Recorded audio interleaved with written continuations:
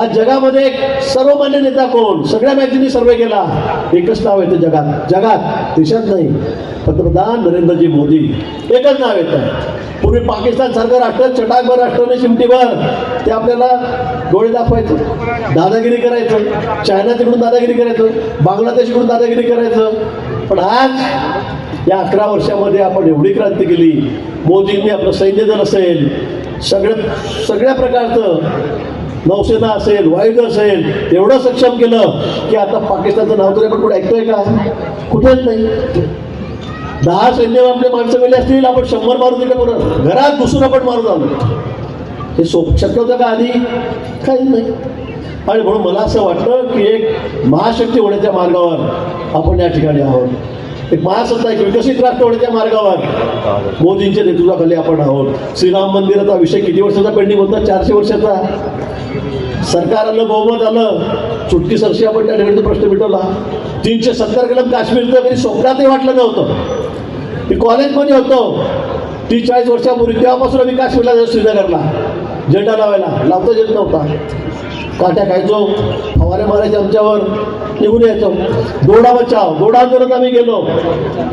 किती वेळा गेलो? काही नाही.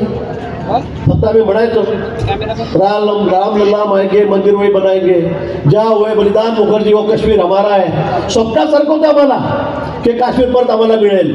सरकार आपलं आलं, तुम्ही निवडून दिलं आणि मोदीजीसारखं एक नेतृत्व आपल्याला मिळालं आणि चुटकी सरशी सगळे आपण टी व्ही बघतोय, 10 मिनिटामध्ये ती चित्रकला संपला.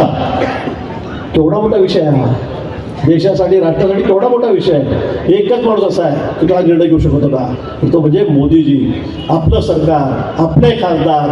3 तलाकचा विषय मुस्लिम घेतला, एवढा अन्याय होता. कुणी लग्न करायचं, 2-3 वर्ष झालं, पोरं बाळं झाले, सोड दिया, घरातल्या घरात बसून तलाक तलाक तलाक जावं घडको, आणि दुसरं लग्न, तिसरं लग्न. अरे म्हणजे आमची महिला, आमची बहीण का काही वापरायची वस्तू आहे का? मोदींनी निर्णय घेतला, आपल्या सरकारने निर्णय घेतला, झालं. कुठे दगडफेक नाही, कुठे भानगड नाही, कुठे दंगा नाही.